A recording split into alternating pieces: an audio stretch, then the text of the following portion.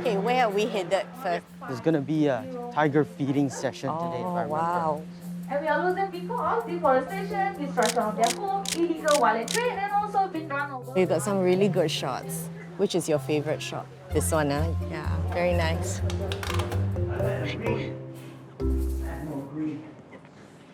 My name is Angela. I'm the Executive Director of ArtDis, and that's short for Arts and Disabilities Singapore. If you look at the sports model, right, you have the para sports where a professional pathway for disabled athletes who can pursue excellence and see that as their goal to pursue excellence. But there isn't that in the arts. I can bring the subjects that I like from real life onto canvas with brushes or maybe even palette knives. Ever since he was very little, he would pick up a pencil and he'd just start drawing, and we realized, wow, he can actually visualize, and no one taught him, and he could come up with the shape of something that looked like an elephant. And then we realized, yeah, maybe there was a little bit of talent there. And so we started him with ArtDis, and they've really developed his talent. Well, that's what I've always been trying to articulate, that the disability community is part of the Singapore story.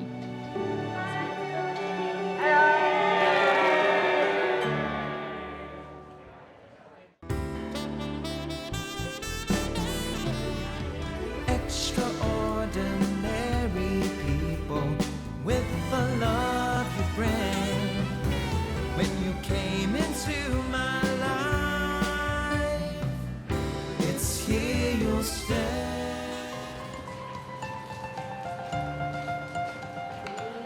I came into this space about a long time ago, actually, about 15 years ago, when I was a young policy officer in the Arts Council. And one of the first projects that I was asked to do was to look into supporting some of the activities and programs of this organization, and then it was called Very Special Arts. So that was my first encounter with this organization, as a funder, actually. In the early part of my career, I had the opportunity to work with my bosses to develop a framework for arts in the social sector. You were working with people who were what we might term as underserved or marginalized. So the approach in terms of how we were developing some of the programs and initiatives was quite different. It was very capacity focused. Ah, so nice. One more time. And so a lot of the work that I did was also looking at training these allied health practitioners, these social workers, these program managers to be better equipped at running arts programs in the sector. So that's where I came from, understanding that this was a sector that was very under-resourced and that there would never be enough artists to be dispatched across all your social service organizations. Hi, Xuan. This size is very good for 5 pieces. I like this size very much. This is good for 1 piece. So we sort this out later. We write down the 10 sea creatures. Teacher fancies get you soft clay. Okay? Okay or not? Yeah. Okay, good. 10 sea creatures, right? So 10 of them all, 50 grams first. Then this one you start shaping inwards. You remember that time you have to make the top thin, then you can blow, right? If it's straight in, it doesn't make a sound. Okay. One of the biggest challenge of the work we do is not having enough professional artists who are willing to work in this space. We realize we need professional artists to come in and to work with them. And so when we start, right, we start calling all our friends, because a lot of us are from the arts sector, right? So we know different people, and we said we have to back them. Well, not back them, but we have to persuade them and say that, come and join us. We believe very much in mainstream artists, your industry veterans and professionals coming into our spaces, working with our artists, because only when you start working, then you start realizing that actually there's a lot of creative possibilities out there, to work with them.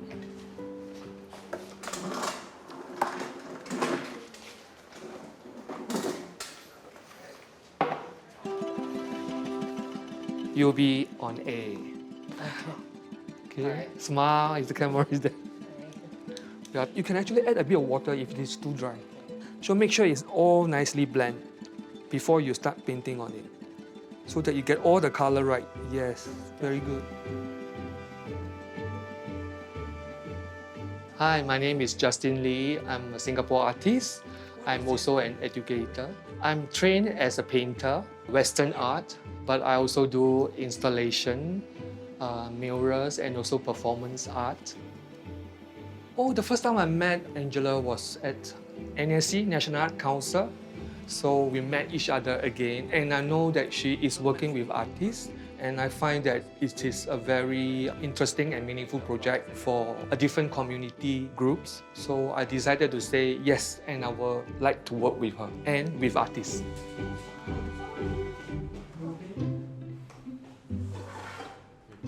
It's going to be called assemblage. So it's putting two different objects or two different elements together to form something new and different. So it's more about creating something interesting, not the usual thing that we see. So if you look at this one, the computer, right? It is actually an apple, but with a monitor screen on it. So it's a combination of two different things, putting them together, make it interesting. Therefore, it makes the artwork more unique. So this is how we want to push them for this term. The next one, more vibrant color. More vibrant. Yes. Yellow, orange. Working with some of these artists who are disabled, you begin to see that hunger drives them, or the hunger for opportunity pushes them to always give like 120%, 130%, and that kind of work ethic that they bring to the table is very often not what is talked about. He's a guy who loves details. Every single thing that in the drawing or in the picture has a small line, he loves all that. So whenever we travel, whenever even on his way to school, he would like to take pictures at the streets, high-rise buildings, old buildings, something that caught his eyes. Then from there, he will transfer whatever he sees to a canvas. Then he will eventually let his flow of colors to do the art. But then again, Harry loved bold colors to like pop-up style. What do you enjoy most about creating your art? Painting to help me to relax and free my imagination, to feel like combined and unique. That's how the art feels so special. I want not only to make the painting to add the creativity, and also combine or change the style to make you more unique. What do you like to take photos of? I take the building, the statue, and some of the people who are performing one, and the food.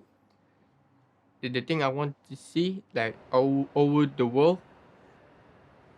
Yeah, my favorite part, some window had the creativity one, or the door had the unique one. And the bottle he had that one, like this one had the building had the brick, had the texture, had the beautiful, the detail. Yeah. This one of the art piece that he drawn, the old Singapore Theatre, which it has been demolished. And I always tell him like, hey, once upon a time, me and my dad, we went down, your granddad, we went down to this place, we have picnic. So he drew it on his own style, right? And I was like, how come there's a lot of mix of part of the cloud and the buildings? It's a bit of mess. But when he explained, he drew the sky, the cloud, resemble his granddad head, right? And the picture of the theatre itself is a bit ruined because the building was old and now no longer around.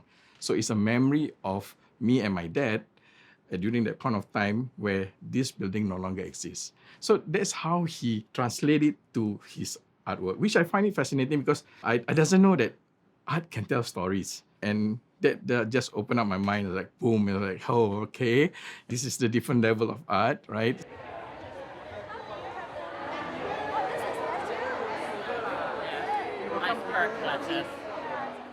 I think one of the biggest challenge of the work we do is being plugged into the industry where our artists are treated equally as non-disabled artists. And a lot of that stems from a lack of exposure to who these artists are. It also stems from perhaps a fear of how do you work with artists who are disabled, and a certain perception that maybe artists with disabilities are less good, less talented, from the deficit model of like, they're just not as good. And I think a lot of these societal perceptions permeates the sector in terms of the opportunities that are therefore then given to them. And very often when people think about wanting to support this community, it comes from a place of pity and charity. And I understand where all of that comes from. People want to do good. They feel that, oh, this person has got the shorter end of the stick and I want to help them. But actually the kind of narratives that we want to change, it's not from a place of pity, but from a place of equity. And to sort of shift narratives that what they need is access to opportunities. And you, in whatever position you are in, can you think about giving that opportunity to this person who's disabled? In the same way, you would give that opportunity to someone who is non-disabled.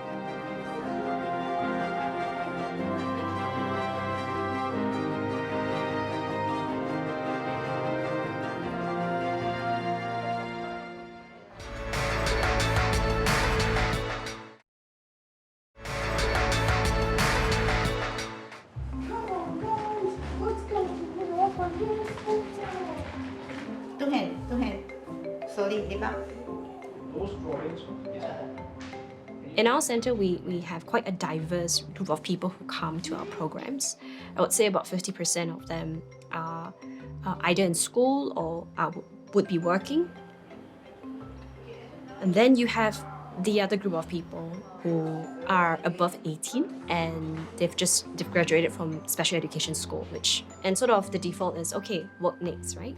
So this sandwich class, becomes really important to think about, because if they don't come to our center, what else are they doing outside?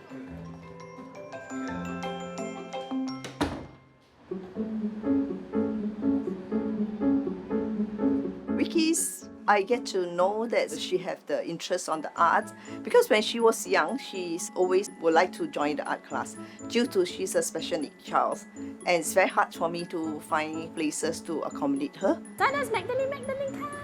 This is her mom, Meg. So I'm just sharing with them about Vicky. She likes to draw. And I don't like to color. She don't like the colors. So I always draw a lot. I say, you draw so much, you don't colors. Color is wasted, right? So I say, okay, I teach you something easier. So I start to teach her the paintball. Yeah. Then after that, she liked it. Mom and her will show me photos of what she did at home. And I say, hey, actually, we can convert this into a workshop idea. This is the first paint pouring workshop. Yes. If it's good, we will continue more with different partners. Okay.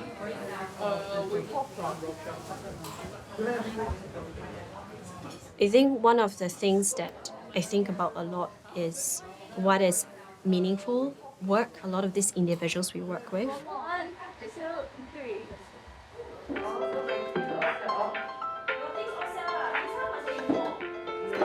So that we can just... Hello, CNA, I'm here.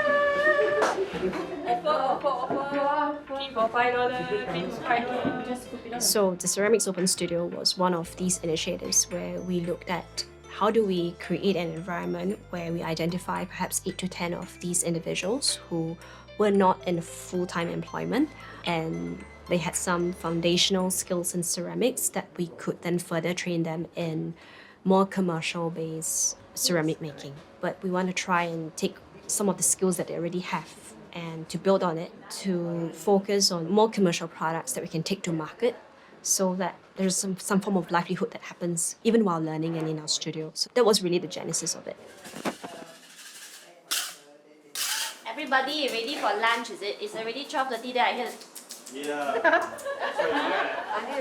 Every year with mooncakes being a very business-oriented gifting occasion, there is always an option of a larger premium box. So it makes that whole gifting a lot more meaningful than simply just not thinking too much about it, oh, whether it's pretty or not. So it just makes the whole process a bit.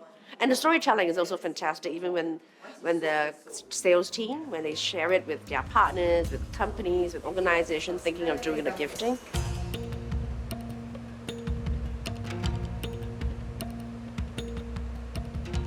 And it's also very nice to hear it from Art Disc themselves, that they actually met sommeliers and chefs and housekeepers, and I think that's a level of interaction that our colleagues don't normally get, and neither do they here in Art Disc. It's a really nice level of interaction.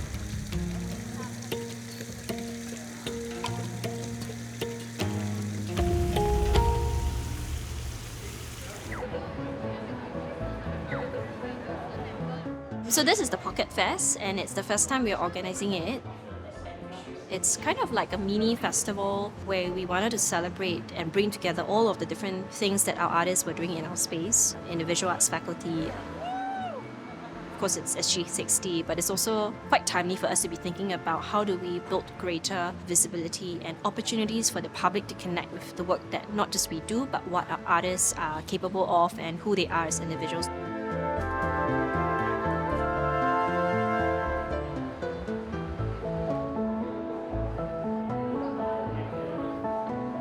This is Hugh, and Hugh is 19 this year. And Hugh has been with us for about 8 years.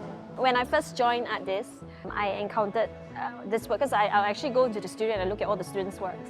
And one day I saw this work. I said, oh, this is a very nice work. Let's keep it aside. Let's think about how we can create an art merchandise from it, right? And I liked it because it was just visually impactful. And later on, my team told me, actually, this is a math equation. So look at this. Can you tell me, you want to have a guess what equation this is? It's the pi equation. I thought it was just, okay, you know, just to mix paints and all, you need to, in a way, subtract the amount of paint pigments just to get the exact shade that you want, right? So that was my interpretation. And when I found out that actually his interpretation of it, this being a pi equation, fundamentally shifted the way I saw working with this community. It wasn't about me helping them, right? But it was that understanding that actually they just come from a space where they have a different perspective of how they look at the world.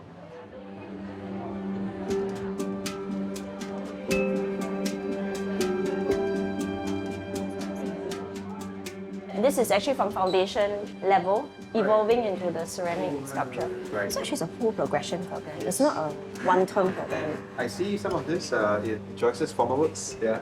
Yes. Then we started getting them to work more functional objects. So this is the livelihood program. So it is the evolution, right? The colors are beautiful. We have to work with them on what is commercial. I made a cat. Actually very proud of him because he has no knowledge on clay, especially ceramic clay. And therefore, ArtDis has given him this opportunity to become one of the students in the ArtDis in training programs. And therefore, his art piece has been selected and also sold away. I don't think it's something you'll ever get used to. Every year we are just really excited to see what he produces. We're not there during the year, so every time we step into the exhibition, it's a surprise and we're so proud of him. Yeah. Having my paintings being exhibited here allows me to have the opportunity to share my talent with everyone in this world. It doesn't matter whether you have special needs or not, you just have to be yourself.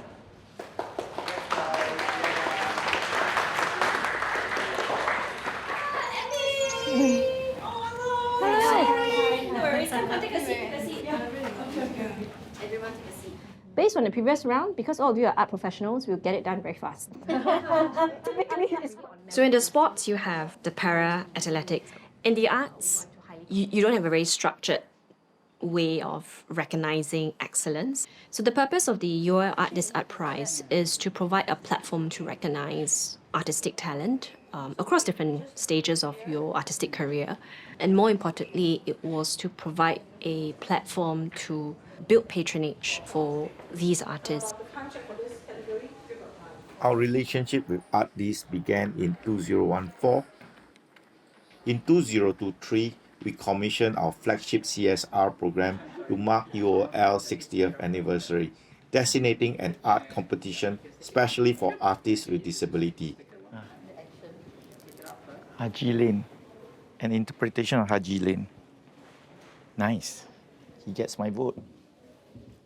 We like to see them, for a handful of them, hopefully, maybe even more, going to take art as a vocation, and thereby our role is to give them platform. Today's judging marked our second season of the Art Prize, our shared vision and commitment to inclusive art.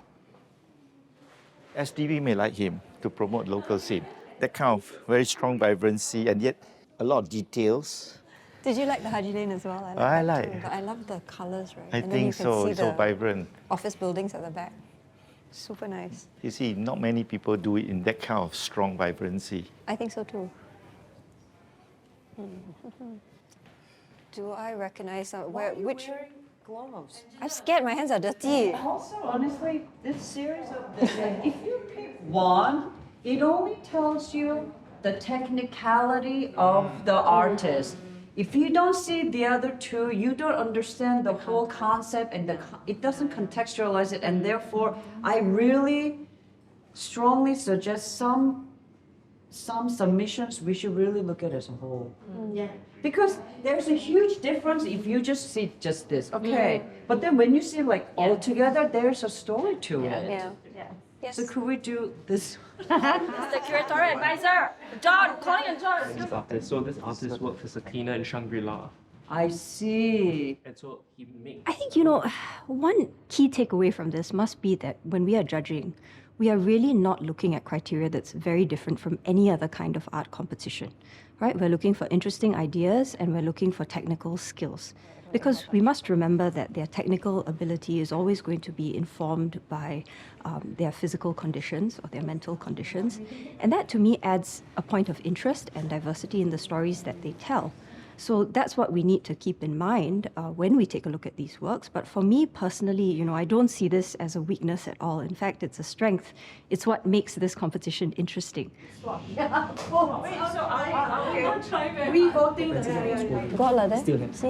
And it was a very robust discussion that was, for me, very insightful to see how they were thinking about the works. Not from a perspective of these are made by artists with disability, but from a perspective of artistic merit and what each of these works were speaking to them. Beautiful faces are all in, don't worry. So we now do the judges one, but 2 rows. I'm very tired. I think I'm very tired. Good tired. Good type of tired. But I think that I'm energized a lot by the conversations that I have with the families and the community we work with. And you never really you're tired physically, but you're never really tired when the interactions that you have with them nourishes you. You tell everybody today's your first time.